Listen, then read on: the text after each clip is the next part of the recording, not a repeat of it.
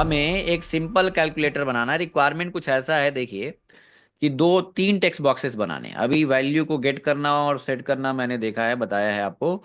तो तीन text boxes बनाने हैं और ऐसे चार बटन्स बनाने हैं, प्लस का, माइनस का, मल्टीप्लाई का और डिवाइड का। अब मुझे करना क्या है कि अगर प्लस वाले पे क्लिक करते हैं तो दोनों की, इस टेक्स्ट बॉक्स की वैल्यू, इस टेक्स्ट बॉक्स की वैल्यू को प्लस करके मुझे यहाँ पे दिखाना है। अगर माइनस वाले बटन पे क्लिक करें तो माइनस वाले पे क्लिक करने पे दोनों टेक्स्ट बॉक्स की वैल्यू माइनस होके प्रिंट होना चाहिए। अगर हम मल्टीप्लाई वाले पे क्लिक करें तो मल्टीप्लाई होके प्रिंट होना चाहिए, और डिवाइड वाले पे क्लिक करें तो डिवाइड होके प्रिंट होना चाहिए। तो सिंपल मैं आता हूं, और पहले तो रिक्वायरमेंट ये है कि डिजाइनिंग वाला, कि मुझे क्या करना है भाई कि तीन टेक्स्ट बॉक्सेस बनाने हैं और चार बटन्स बनाने हैं। तो ये कर लेते हैं फटाफट। तो हमने कर लिया डेमो, हमने कर लिया यहाँ पे डेमो, demo15.html। इतना करने के बाद हमने बेसिक स्ट्रक्चर बना लिया, और हमने तीन टेक्स्ट बॉक्सेस बनाने हैं भाई साहब। तो तीन टेक्स्ट बॉक्सेस बनाने हैं तो हमने कर लिया इनपुट टाइप टेक्स्ट, और सबकी आईडी हम सेट कर लेते हैं। ठीक है। और यहाँ पे हमने लिख दिया आईडी, कर लिया T1 टेक्स्ट बॉक्स 1। और प्लेस होल्डर भी यूज करना है तो आप करते रहिएगा। जैसे हमने प्लेस होल्डर यूज कर लिया एंटर फर्स्ट नंबर, हमने यहाँ पे लिख दिया enter first number, first number, enter first number. और ऐसे ही डुप्लीकेट क्रिएट करना है, और इसकी आईडी क्या कर ले, एंटर सेकेंड नंबर। ठीक है। लाइन को ब्रेक करना है तो मैंने बी आर टैग यूज कर लिया, बी आर के बाद एक बार और बी आर टैग यूज करना है तो बी आर टैग यूज कर लिया। और उसके बाद सॉरी, कंट्रोल जेड, वही। और यहाँ पे भी two times B R use करना है तो B R and B R use कर लिया। ठीक है। B R and sorry, two times line को ब्रेक करना है तो बी आर टैग यहाँ पे भी मैंने यूज कर लिया। इतना करने के बाद हमें चार बटन्स बनाने थे। हमने इसको रन कराया तो दो टेक्स्ट बॉक्स बन गए, एंटर फर्स्ट नंबर और एंटर सेकंड नंबर यहाँ पे देना है। तो एंटर सेकंड नंबर हमने कर लिया, यहाँ पे कर लिया एंटर सेकंड नंबर। ठीक है। और हमें क्या करना है, चार बटन्स बनाने हैं गाइस। एक बनाना है बटन प्लस का जिसके अंदर प्लस लिखा हो, एक बटन बनाना है माइनस, एक मल्टीप्लीकेशन, एक डिवाइड। तो प्लस, यहाँ पे माइनस, यहाँ पे क्रॉस लगाना, एक्स कर लेते हैं, या मल्टीप्लाई स्टार कर लेते हैं, या तो एक्स कर लेते हैं अभी के लिए। ठीक है। और यहाँ पे अभी डिजाइनिंग में कोई नहीं कर रहा हूँ, और यहाँ पे कर लिया डिवाइड। ऐसे चार बटन बना लिया, रन करा लेते हैं इसको, कुछ ये ऐसा दिखेगा। यानी कि देखो करना क्या है कि ये बनाना है एक टेक्स्ट बॉक्स, दूसरा टेक्स्ट बॉक्स और एक तीसरा टेक्स्ट बॉक्स भी बनाना है रिजल्ट के लिए। तो हमने इसी को डुप्लीकेट कर लिया। ठीक है। और यहाँ पे आईडी कर ली T3, या रिजल्ट नाम का एक वेरिएबल आईडी कर लिया, इसमें हम रिजल्ट दिखाएंगे। तो बेसिकली हमें टास्क क्या परफॉर्म करना है, हमें टास्क ये परफॉर्म करना है, सुनिए, कि हम अगर बटन पे क्लिक करें, सुनो, अगर हमने यहाँ पे 10 इनपुट किया, यहाँ पे इनपुट किया 10.5 कुछ भी, और बटन पे प्लस वाले बटन पे क्लिक करें तो ये ऐड होके रिजल्ट यहाँ पे हमें सेट करना है। ठीक है ना। अगर माइनस पे क्लिक करें तो इसका ये सब फाइंड होके यहाँ पे उसके माइनस होके वैल्यू दिख जाए। अगर यहाँ पे मल्टीप्लाई पे क्लिक करें तो दोनों वैल्यू पे मल्टीप्लीकेशन ऑपरेटर, मल्टीप्लीकेशन कैलकुलेट होके और यहाँ पे रिजल्ट प्रिंट हो जाए। और डिवाइड पे क्लिक करें तो डिवाइड होके प्रिंट होना चाहिए, ये हमारा रिक्वायरमेंट है। अच्छा, ये पहले ये बता दो मुझे कि इस बटन पे क्लिक करने पे, सुनना ध्यान से, इस बटन पे क्लिक करने पे दो टेक्स्ट बॉक्स की वैल्यू को गेट करना तो आप जानते हो ना, अभी बताया हूं मैं। आप ये चीजें, जो जितनी चीजें मैंने आपको बताई हैं उसी का यूज करके ये बनाना है, कुछ और एक्स्ट्रा यूज नहीं करना है। जो मैंने टॉपिक आपको को कराया है उतने ही टॉपिक का यूज करके ये हमें काम करना है। अभी बहुत सारे तरीके हैं। तो हमें क्या करना है कि ये तो जान चुके हो कि बटन पे क्लिक करने पे कोई टास्क परफॉर्म करना, बोलो हाँ या ना, जानते हो। टेक्स्ट बॉक्स की वैल्यू को गेट करना है तभी तो हम कैलकुलेशन परफॉर्म करेंगे, ये भी आप जानते हो। और जब रिजल्ट आपको मिल जाए तो इसमें वैल्यू सेट करना भी जानते हो। तो आपको क्या करना है कि प्लस पे क्लिक करने पे हमें एक ऐसा टास्क परफॉर्म करना है कि दोनों टेक्स्ट बॉक्स की वैल्यू को गेट करना है और इस वाले में सेट करना है। ये सब कुछ आप पढ़े हो। कितने लोग कर सकते हैं इसको? तो देखो, हमें पहले तो पहले वाले बटन पे क्लिक करने पे एक फंक्शन बनाते हैं। हमने यहाँ पे स्क्रिप्ट टैग लगाया। स्क्रिप्ट टैग लगाने के बाद एक फंक्शन मैंने बनाया, और हमने बना लिया BTN P। बटन प्लस, या ऐड करने का एक फंक्शन बना लिया, ऐड नाम का फंक्शन, फंक्शन का नाम ऐड कर लिया, ये फंक्शन हमारा काम करेगा एडिशन का। ठीक है। और इसको हमें कॉल कहाँ पे करना है भाई, तो इसको हमें कॉल करना है, ठीक है, चलो बहुत बढ़िया। इसको सब कर सकते हैं, अलग अलग चीजें आप जानते हो कि टेक्स्ट बॉक्स की वैल्यू को गेट करना है, टेक्स्ट बॉक्स में वैल्यू को सेट करना आप जानते हो, फंक्शन को बटन के क्लिक करने पे कॉल करना जानते हो, है ना, दोनों पे ऑपरेशन परफॉर्म करना जानते हो। आपको इसका रिटर्न टाइप जो फंक्शन वैल्यू रिटर्न करता है, यानी कि स्ट्रिंग टाइप का वैल्यू रिटर्न करेगा, उसको कन्वर्जन के लिए आप टाइप कास्टिंग भी जानते हो, पार्स इंट नंबर और पार्स फ्लोट, तो कुछ भी यूज कर सकते हो। हमें क्या करना है कि ऑन क्लिक पे, ये हमने कर लिया ऑन क्लिक, ऑन क्लिक पे हमें क्या करना है कि फंक्शन कॉल करना है, फंक्शन कौन सा, ये ऐड वाला फंक्शन कॉल करना है। यानी कि पहले वाले बटन पे क्लिक करने पे ये वाला फंक्शन हमारा कॉल करना है, यानी कि इस वाले बटन पे क्लिक करेंगे तो ये वाला फंक्शन कॉल होगा। अब इस फंक्शन को ये बता दो मुझे कि इस पे क्लिक करने पे हमें टास्क क्या परफॉर्म करना है। टास्क ये परफॉर्म करना है कि इसके ऑब्जेक्ट की रिक्वायरमेंट होगी, यानी कि इससे वैल्यू को चाहिए, इससे वैल्यू चाहिए, और हमें इसमें वैल्यू सेट करना है, यानी कि इस टेक्स्ट बॉक्स से वैल्यू चाहिए, इस टेक्स्ट बॉक्स से वैल्यू चाहिए, और इस टेक्स्ट बॉक्स पे वैल्यू सेट करना है, इससे गेट करना है और इससे सेट करना है, तो तीनों के ऑब्जेक्ट की रिक्वायरमेंट होगी ना, बोलो भाई। इन तीनों के ऑब्जेक्ट की रिक्वायरमेंट होगी, तो तीनों के ऑब्जेक्ट की रिक्वायरमेंट होगी तो मुझे क्या करना पड़ेगा, मुझे ऑब्जेक्ट गेट करना पड़ेगा, बोलिए, गेट करना पड़ेगा ना, ऑब्जेक्ट गेट करना पड़ेगा ना, बताइए। ऑब्जेक्ट गेट करने के लिए तरीका आप जानते हो, क्या करना पड़ेगा आपको, आपको ऑब्जेक्ट गेट करने के लिए, चलो मैंने कर लिया OBJ1 या T1 नाम का वेरिएबल बना लिया, T1 नाम का वेरिएबल बना लिया, और T1 का ऑब्जेक्ट गेट करने के लिए document dot gate element by ID of, gate element by ID आप क्या कर लेंगे, T1 करेंगे, बोलो भाई T1। ऐसे ही दूसरे वाले टेक्स्ट बॉक्स की वैल्यू चाहिए, दूसरे वाले टेक्स्ट बॉक्स का ऑब्जेक्ट चाहिए, अभी वैल्यू मैं नहीं गेट कर रहा हूं, है ना, अभी मैंने क्या कर लिया T1 और T2, और यहां पे आईडी क्या कर लें, यहां पे कर लें T2, और क्या चाहिए मुझे T2, देखो ये बेसिकली ये वेरिएबल नेम और ये अलग अलग होंगे, हो सकते हैं या सेम भी करने से कोई प्रॉब्लम नहीं है। अच्छा T3 कर लें क्या, एक जिसपे रिजल्ट दिखाना है, तो हमने कर लिया, मान लो रिजल्ट नाम का वेरिएबल बना लिया, रिजल्ट नाम का वेरिएबल बना लिया, यानी कि रिजल्ट का ऑब्जेक्ट आएगा, या हमने कर लिया OBJ रिजल्ट, या T3 कर लिया, हमने कुछ भी कर लेते हैं, T3 कर लिया। और इसकी आईडी क्या है, RES है, देख लो, इसकी आईडी क्या है, RES है, यानी कि पहले वाले टेक्स्ट बॉक्स का ऑब्जेक्ट ऑब्जेक्ट T1 पे, दूसरे वाले टेक्स्ट बॉक्स का ऑब्जेक्ट T2 पे, और तीसरे वाले टेक्स्ट बॉक्स का ऑब्जेक्ट T3 पे। अच्छा अब मुझे करना क्या है, मुझे करना क्या है, इससे वैल्यू चाहिए, इससे वैल्यू चाहिए, इससे वैल्यू चाहिए, और इसमें सेट करना है, तो वैल्यू चाहिए। अब देखो सर, T1 नेचर दीजिए, क्या कह रहे हो सर, मैंने बना लिया, बहुत बढ़िया, बना लिया है तो अच्छी बात है। अब देखो मुझे क्या करना है कि इसको अभी बाहर फंक्शन के बाहर करेंगे, क्योंकि इसकी रिक्वायरमेंट हर फंक्शन के अंदर होगी, अभी इसको देखेंगे, पहले अभी इसी फंक्शन के अंदर ही करते हैं। तो हमें करना क्या है कि इसको T1 से वैल्यू चाहिए और T2 से वैल्यू चाहिए। अब आपको पता है कि T1 और T2 T3 पे क्या आ रहा है, वैल्यू नहीं आ रहा, ऑब्जेक्ट आ रहा है, इस पहले वाले टेक्स्ट बॉक्स का ऑब्जेक्ट आ रहा है, दूसरे वाले टेक्स्ट बॉक्स का ऑब्जेक्ट आ रहा है, तीसरे वाले टेक्स्ट बॉक्स का ऑब्जेक्ट आ रहा है। अच्छा वैल्यू लगा दिया, तो वैल्यू जो वैल्यू प्रॉपर्टी जो वैल्यू रिटर्न करेगा, स्ट्रिंग, स्ट्रिंग टाइप की वैल्यू रिटर्न करेगा। कहने का मतलब यह है कि मैंने एक वेरिएबल और बना लिया, मैंने एक वेरिएबल बना लिया रिजल्ट नाम का, वेर रिजल्ट इक्वल, हमने एक रिजल्ट नाम का वेरिएबल बना लिया, रिजल्ट इक्वल वेरिएबल बना लिया रिजल्ट, और T1 प्लस T2 करेंगे क्या, ये बताओ।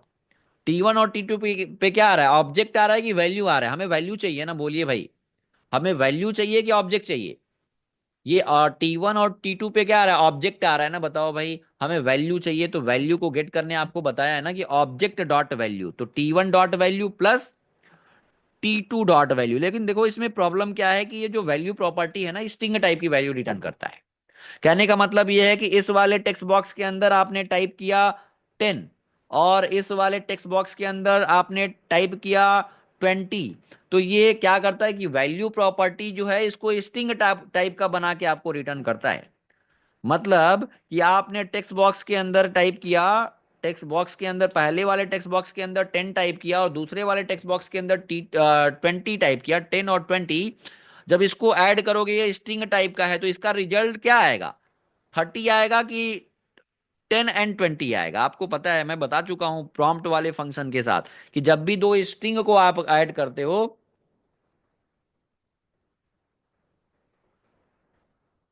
देखो इतना कंफ्यूज होने की जरूरत नहीं है अब्बास, है ना।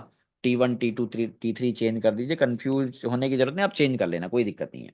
ठीक है। तो यहाँ पे हमने क्या कर लिया, अब रिजल्ट इसका क्या आएगा, आपको पता है कि इसका रिजल्ट क्या आएगा, आपको पता है कि स्ट्रिंग है तो स्ट्रिंग को जब भी ऐड करते हो तो वो कॉन्केट हो जाता है, 10 20 10 20 आएगा ना। अगर रिजल्ट को मैं दिखाता हूं, देखना कि प्रॉब्लम इसके साथ क्या है। प्रॉब्लम इसके साथ ये है कि अगर रिजल्ट वेरिएबल को मैं प्रिंट करूंगा, तो देखो यहां पे मैंने रन करा, मैं यहां पे इसको रन कर लेता हूं यहां से। ठीक है। इस वाले बटन पे क्लिक करने पे एग्जीक्यूट होगा, मैंने कर लिया मान लो 10, और यहाँ पे 10.5, तो देखो रिजल्ट क्या आ रहा है, 10 10.5। क्यों आ रहा है, क्योंकि ये जो वैल्यू प्रॉपर्टी वैल्यू रिटर्न करता है वो स्ट्रिंग टाइप का करता है। तो हमें कन्वर्ट करना है फ्लोट में या इंटीजर में या नंबर में, तो आप फ्लोट में कन्वर्ट कर लोगे, तो हम अगर इसके अंदर फ्लोट टाइप की भी वैल्यू इनपुट कराएंगे तो ये फ्लोट टाइप में रिटर्न करके दे देगा। तो फ्लोट में कन्वर्ट करने के लिए कहाँ कहाँ कर सकते हैं आप, फ्लोट में कन्वर्जन करना है तो यहां यहीं पे आप कन्वर्ट कर सकते हो पार्स फ्लोट का, या तो यहां पे कन्वर्ट कर सकते हो, कहीं पे भी कर सकते हो।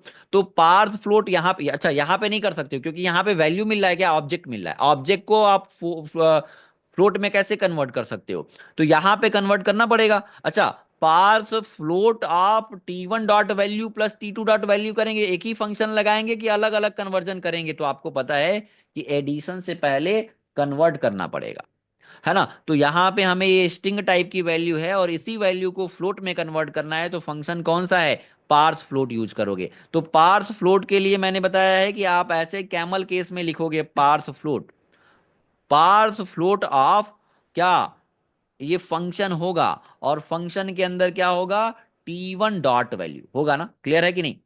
तो parse float of T1, T1 पे आ रहा है टेक्स्ट बॉक्स पहले का ऑब्जेक्ट, और वैल्यू चाहिए तो डॉट वैल्यू लगाओगे। ठीक है। हमने वैसे ही यहां पे कर लिया क्या, पार्स फ्लोट ऑफ, हमने कर लिया पार्स फ्लोट ऑफ, ये फंक्शन मैं बता चुका हूं अलग से, आपको पता है, पार्स फ्लोट ऑफ, और हमने कर लिया T2 डॉट वैल्यू।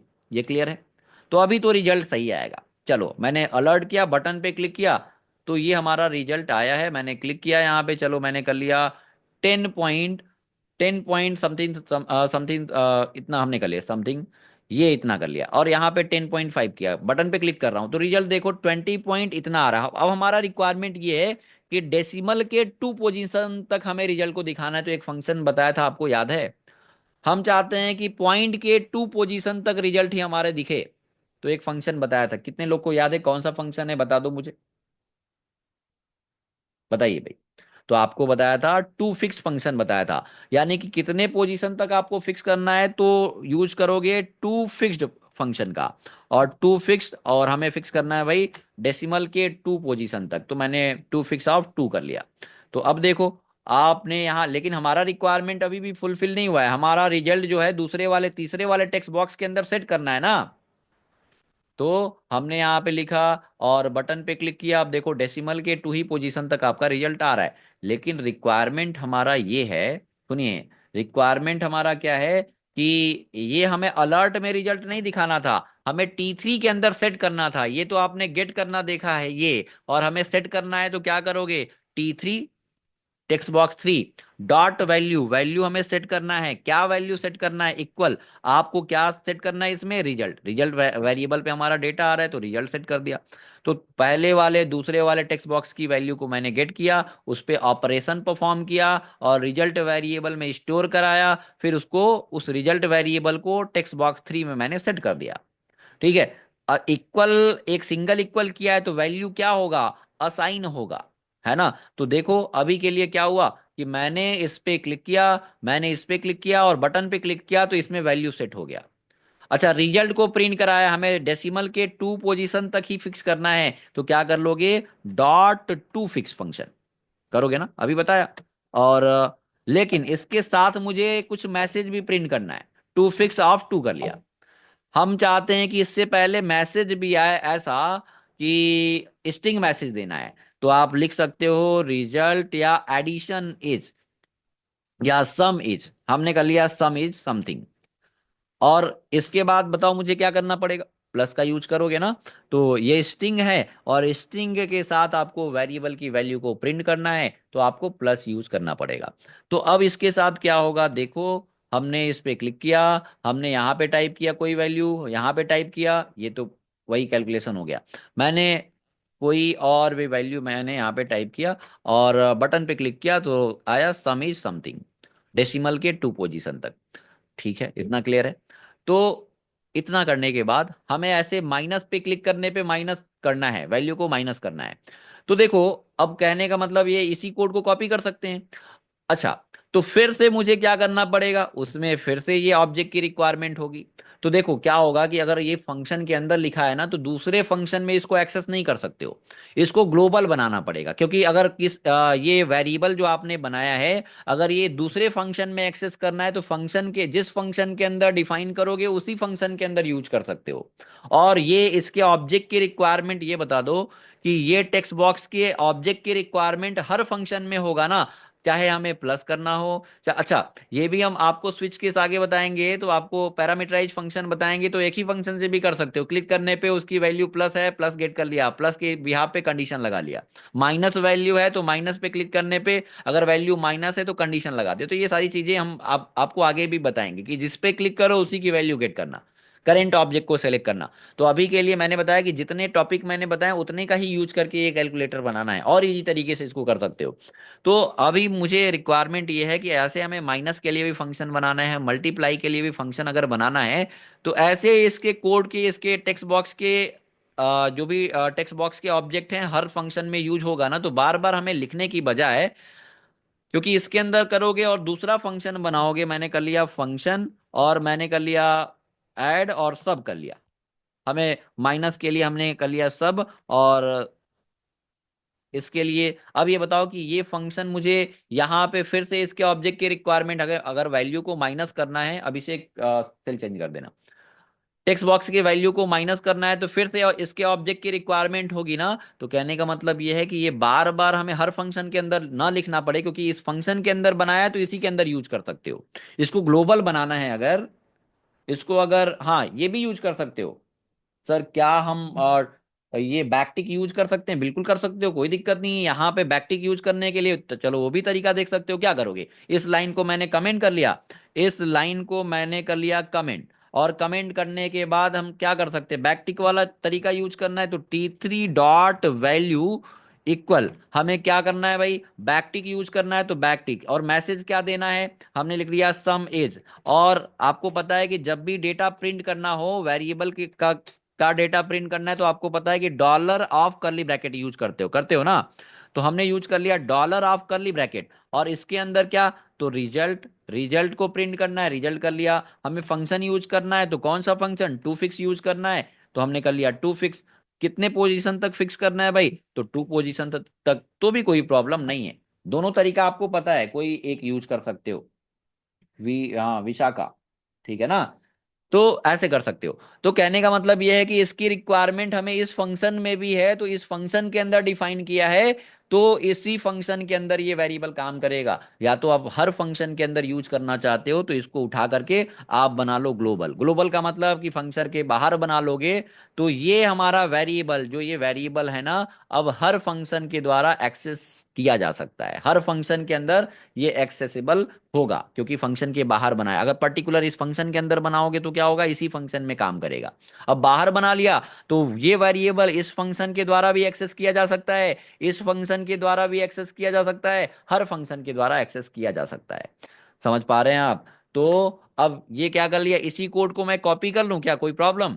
बताओ भाई। ऐसे ही माइनस पे क्लिक करने पे हमें क्या करना है, दोनों टेक्स्ट बॉक्स की वैल्यू को माइनस करना है। तो टेक्स्ट बॉक्स देखो, ये रिजल्ट है, result equal parse float of T1 dot value, पहले वाले टेक्स्ट बॉक्स, जो पहला वाला टेक्स्ट बॉक्स है उससे वैल्यू को गेट करना है, और करना क्या है यहाँ पे, माइनस करना है।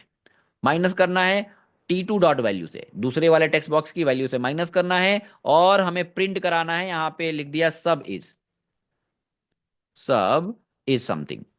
टी थ्री का ऑब्जेक्ट देखो बाहर है, ये वाला वेरिएबल ये फंक्शन के द्वारा भी एक्सेस किया जा सकता है, बाहर बना लिया है तो T three dot value equal हमने कर लिया सब इज, और ये हमने रिजल्ट दिया है।